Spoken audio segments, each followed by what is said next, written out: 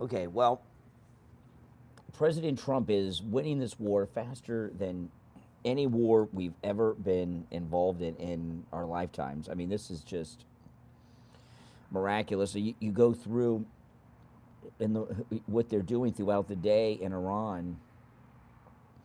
I don't know how, Iran is operating right now, right? They have no internet, they have no telephones.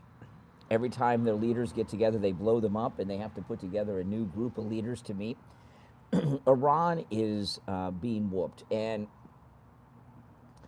the war is just it's ending amazingly fast. So I was thinking last night, why are we able to win a war? Welcome, everyone. Welcome, welcome, welcome. Why are we able and how are we able to win a war like this so fast, right? And the Iranian response has been very slim, very minor compared to, what you would have expected from Iran, right?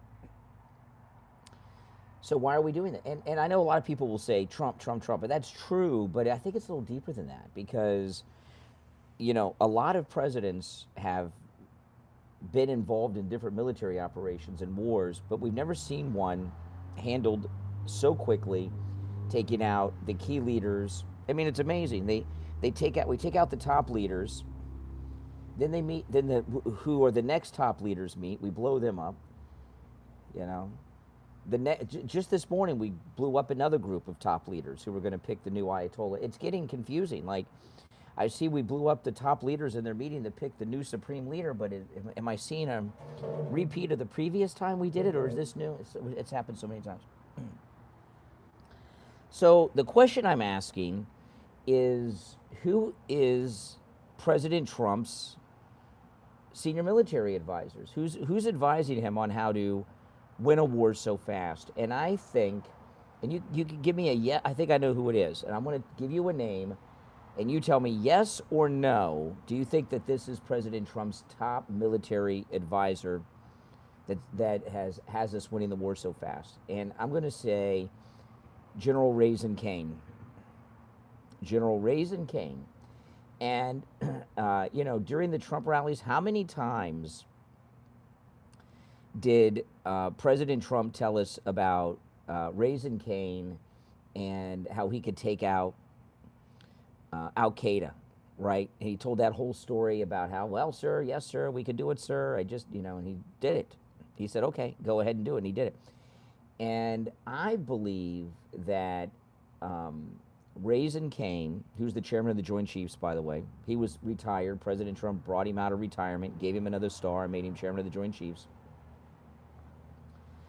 I believe that Kaine probably not only is his top military advisor and strategist, because we've heard that story many, many times. I've heard him tell the story in person more than once, and that story never gets old, does it? And now it's being applied, and my guess is that Kaine is not his only senior advisor. That Kaine probably knows a group of like-minded senior military officers, generals and admirals, and they know how to wage a war and win it with minimal loss on our side. And there has probably been, in the last year, I would say maybe like a war council put together, right, of top military people that are, I'm guessing, have been put in key positions of leadership throughout the different branches over the last year too, with Pete Hegseth and General Kaine. And yesterday I was talking about how it really pissed me off seeing how Iran, at the peak of their power, has fallen so quickly. And all the presidents, going back to the release of the hostages, remember Ronald Reagan was president. They released the hostages the minute he was inaugurated, right, in 1981, January 81, that all of our past presidents allowed this to happen. And now, I'm taking it a step further, seeing how this war is being won so quickly. all the wars we've been involved in since the Second World War, because we were a major global power since then. All these military conflicts, how many of them could have ended, really ended, in a couple of weeks or a month or so? If Iran is collapsing this fast, why didn't Vietnam? Why didn't Iraq? Why didn't Afghanistan? And that's because the past presidents didn't want the wars to end. That's it. Yeah. So give me a yes or no. Yes or no, do you believe that General Kaine is President Trump's senior military advisor and strategist, and that's why this war has been going so well without any boots on the ground, mind you, without any boots on the ground? Give me a yes or no about General Kaine.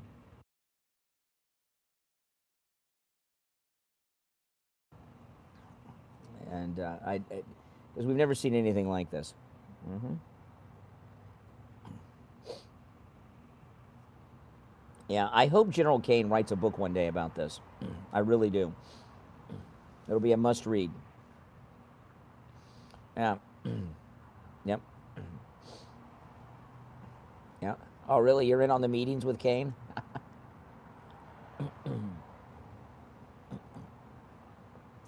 You're just making crap up.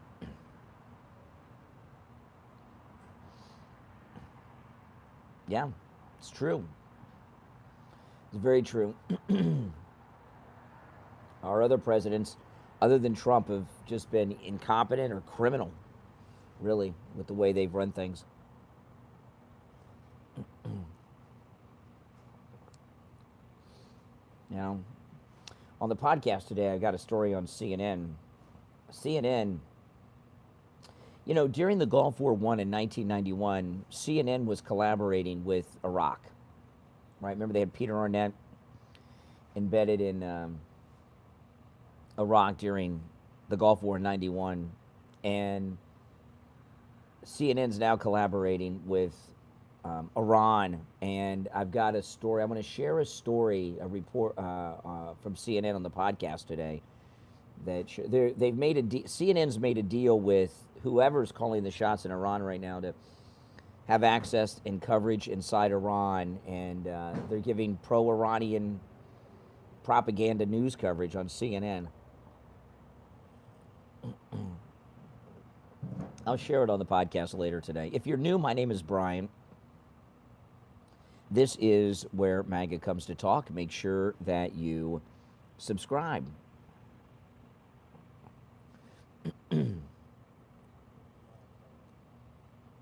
This is my first sips of coffee today, so. You know, it kind of crossed my mind yesterday during the dignified transfer ceremony, because General Kaine was there, and I started thinking about it then. Things were going just so well in this war without any boots on the ground, and we haven't even had the only things we've had shot down were friendly fire incidents in Kuwait. We've been doing so well. I mean, this is, you know, our military is freaking the whole world out. It's freaking the whole world out. The American military is so strong, so advanced, and so powerful. The rest of the world are probably saying, "Holy shit!" You know what I mean? They're probably, apologize for the profanity, but you know, sometimes you got to, you know, to express what you're trying to communicate. They have just got to be thinking, "Holy smokes, what do these Americans got? I didn't realize they have. I don't think the world knew." It started with the Maduro raid.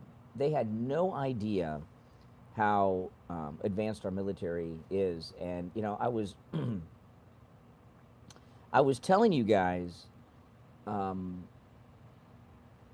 after the Maduro raid that I didn't even realize how advanced our military was. Did you? No, nobody did. And unless you have classified clearance, and the world certainly didn't either. And I would say,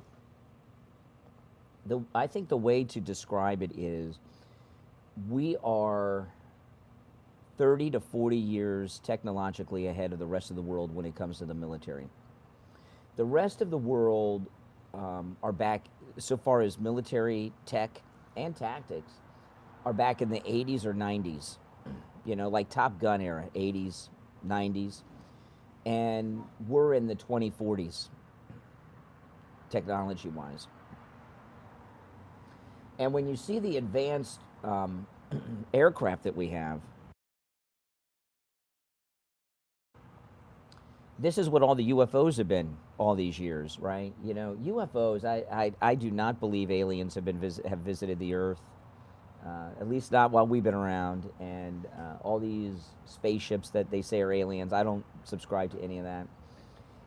And all this Area 51 talk, it has been basically United States aircraft that they've been testing and training with all these years, that we have had super advanced military technology that just hasn't been made public, and we're seeing it in action now. Right, Space Force. This is why the president pushed so much for Space Force, because he learned how, when he became president and he got to see how advanced our military was, that's when he said Space Force. Could you imagine the weapons we don't yet know about that are space-based?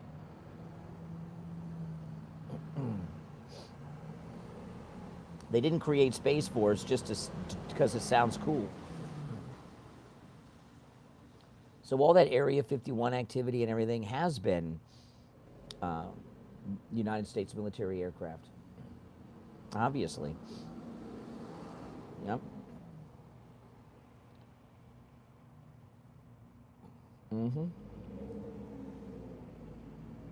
If you're new, make sure you subscribe and like the video. This is where MAGA comes to talk, and I've got a lot I'm going to cover on the podcast today, so don't miss that. Yeah, ALF, alien life form, that's right. And Iran, they're run by just kamikazes. I mean, they just, they're so religiously fanatical that they can't give up. And I saw there was a guy, I think it was on Fox yesterday afternoon. There was a guy on Fox yesterday afternoon who was a prisoner, a political prisoner in Iran. He was on Fox in studio yesterday. And he was talking about the Revolutionary Guard. This is the the IRGC they keep talking about. That's the Revolutionary Guard, sometimes referred to as the secret police.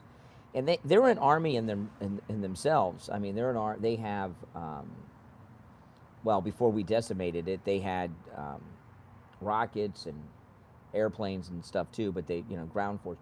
But he said the way that it's set up, the command structure in times of emergency in Iran, that the Revolutionary Guard local commanders can are now in personal command of their units and are running independently without having to check in.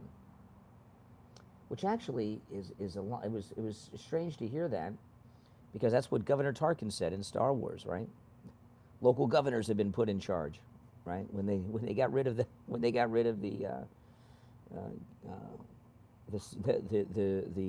Imperial Senate. But that's what's holding things up now. So what's holding things up at all right now is that the local Revolutionary Guard commanders are in charge in their local districts or jurisdiction, whatever they call it. So they're going to have to target those guys individually, which I promise you they're doing right now. And I saw the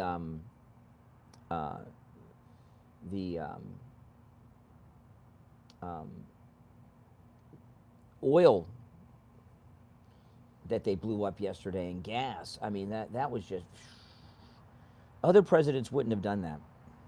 The oil depot they blew up yesterday in Tehran, they would have been, other presidents would have worried about the environmental impact of that. Can you imagine? That's how these wars have been fought in the past. Well, no, we can't blow up the oil refinery.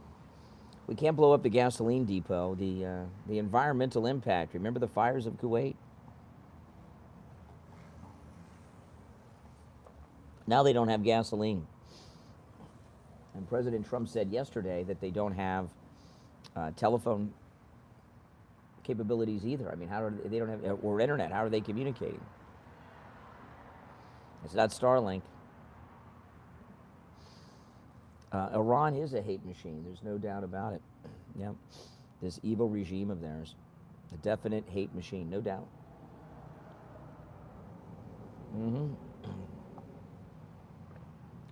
Boy, oh boy. I mean, think about how peaceful the world would be if all of our presidents were as competent as President Trump. I mean, think about that. You know, these other incompetent, sellout, criminal presidents we've had, they've just let not just Iran, these other monsters just thrive and cause all kinds of havoc. You know, yesterday when the president was in Doral, by the way, where the president was yesterday, is a suburb of Miami, and it's by the University of Miami, near an area called Coral Gables. So it's Miami, and that's where President Trump has one of his golf resorts in Doral. But putting together this coalition of Latin American countries against the drug cartels. Why wasn't this done 60 years ago? Because our other presidents didn't want to end anything. They want us to suffer. And President Trump is bringing not just the golden age of America, he's bringing in the golden age of the world. That's it. That's what he's doing, and it's amazing, isn't it?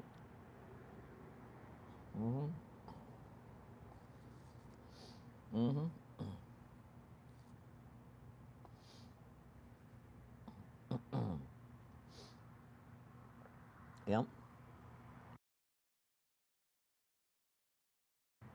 It is amazing. I mean, we could have ended the whole war on terror could have ended quickly, but they wouldn't do it. You know, the president had Pam Bondi with him yesterday at the dignified transfer. He wanted everybody to know he's behind her. President Trump wants Bondi. That means we want Bondi. Right? President Trump knows more about what's going on than any of us, all of us put together now. So you've always got to trust in Trump. Trust in Trump. That's right. Always. I do. Don't you? Why not?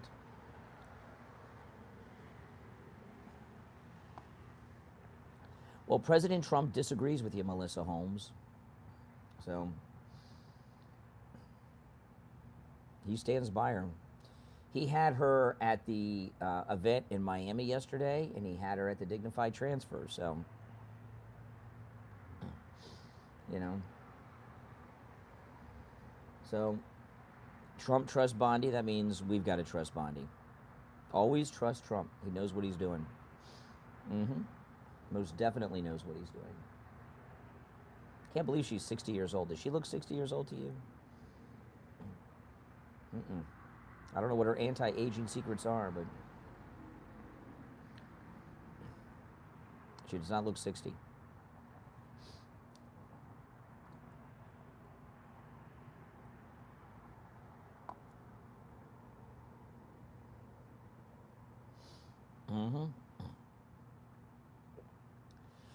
The cult are the never-Trumpers. A cult is like a small group of people. Right? You ever see like a movie or a television show that doesn't have a large following, but somehow it's always around? It's always described as, oh, well, it has a cult following. A small but loyal following. So the never Trumpers, you're the cult.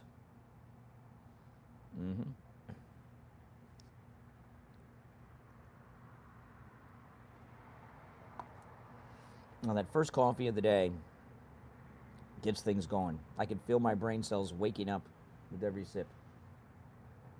But there's no doubt in my mind that General Kaine has some type of war council, and the reason this war is going so well without any boots on the ground and very minimal casualties is because of his military leadership and advising of Trump. I thought it was interesting that Trump said no to the Kurds because the never-Trumpers in the media have been pushing to bring the Kurds in. I saw General Petraeus on television yesterday talking about the Kurds. Bring the Kurds in. Everybody was talking about bringing the Kurds in, and Trump said no. He said that he told them he didn't want them. You know? And that's probably the old way of thinking. They, you know, the left and the never-Trumpers, they're trying to bring in the Kurds. They're a small percentage of the population to get a civil war going. I really love what he said about the UK. All of a sudden they want to get involved. He says, no, we don't need their aircraft carrier. You know, we don't need people to come in after the war's been won. Exactly. If you're new to my channel, make sure that you subscribe, all right? This is where MAGA comes to talk. Mm-hmm.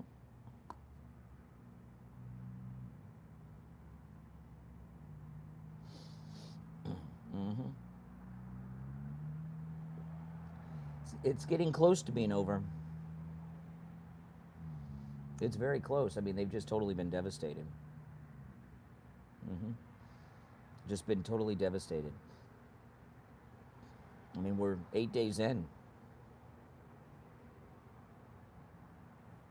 Yes, welcome everyone to the stream. Welcome, welcome, welcome. Those of you that are new, you'll love this channel. I promise you. I'm usually in the studio taking calls. Exactly.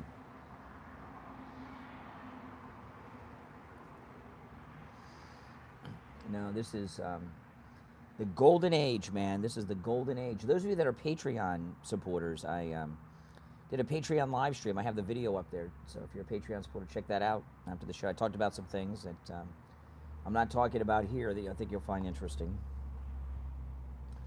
Oh, man, but yeah. And think about it. He's right up the street from me at Mar-a-Lago running this war right now. I mean, this war has been run out of Mar-a-Lago. They've got this command center. I mean, it was launched from there. I hope his presidential museum, don't you think Mar-a-Lago would be a great place to visit? I hope the presidential museum is not in Miami and that it's close to Mar-a-Lago. I really do. Yeah, the president did seem a little tired at the Doral event yesterday. Well, he's got a lot going on. You know, he's not getting a lot of sleep. You know, the time difference between the Middle East and us. There's a lot of late night and early morning hours going on to coordinate with the Israelis. And the Israelis are doing a great job, too. I mean, they're doing an incredible job. Especially with all the negativity that the anti-Semites have been throwing towards the Jews. My goodness. Speaking of which, Mamdani's wife liking these October 7th posts. You know, what do the New Yorkers expect? You elect a Muslim mayor who has a Muslim wife who comes from a Muslim country. He married his wife 3 times. He had 3 ceremonies. One of them was in a Muslim country. Their parents are all Muslim. Of course, they're on the other side on these issues. It would be news if she wasn't liking the monstrous post of these people. New York got what it deserved.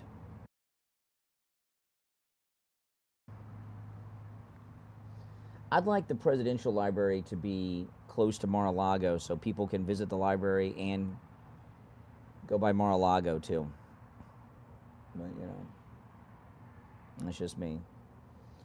Just because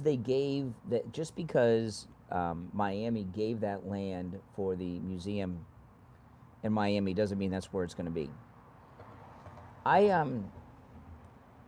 don't think it's going to be there.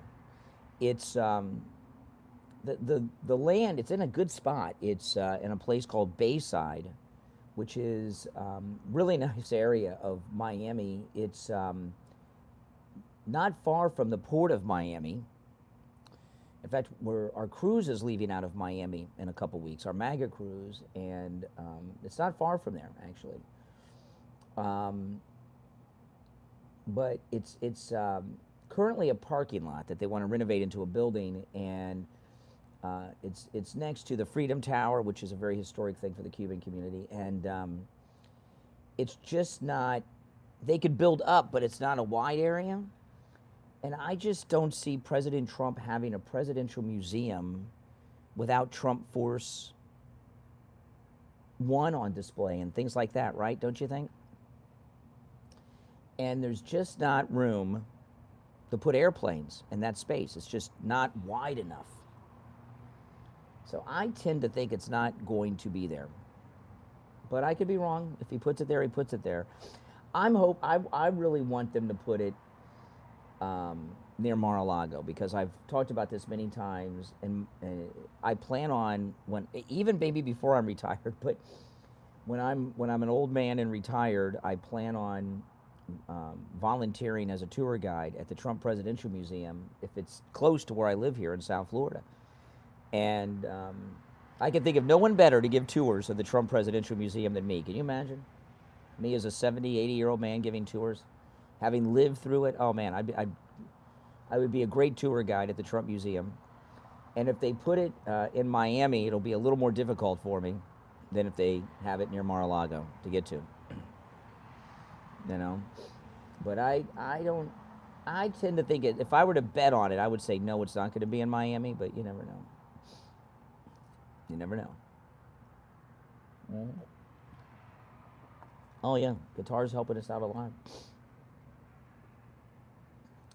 I don't know when they're going. The guitar plane is being renovated into a new Air Force One. I don't know when we're going to see it. I'm surprised we haven't seen it at all. We haven't seen that plane once since it's come in U.S. possession. Not once. Have you noticed that? I'm not sure why, but we have not seen it. But it's going to be beautiful. It will definitely be beautiful. But I would think Trump Force One would be on display at the Trump Presidential Museum, wouldn't you? Oh, Qatar's got so much money. They got more money than we can imagine. Small country, lots of money. Our country's richer, but I know a lot of people wouldn't think that on the left, but it is. We're the richest country in the world. Being scrubbed. I'm sure they gutted the whole thing. Yeah.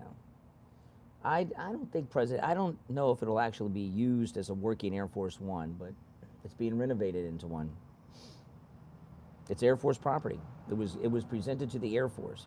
I know the liberals want you to think it's Trump's personal plane, but no, the guitar plane was donated to the United States Air Force. It's the property of the Air Force.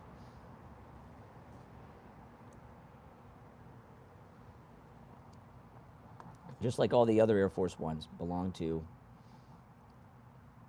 the Air Force. Air Force One. No, but this is the things President Trump has done this week. I mean, just in the last couple weeks, right? Since Maduro, this meeting yesterday with the Latin American leaders, which really was putting together a coalition, kind of like NATO, but to take out the cartels. And then Cuba's going to fall soon. Yeah. Most people that are homeless, I don't know if the number is 800,000, most people that are homeless by choice. I mean, go on YouTube here. How many people have YouTube channels living in their car or in some kind of RV or van life? There's a lot of people choose to be homeless, you know.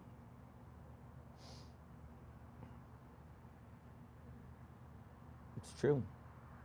I've chosen not to be homeless. Yeah, I mean that, you know, that coalition he put together against the cartels yesterday, that's amazing.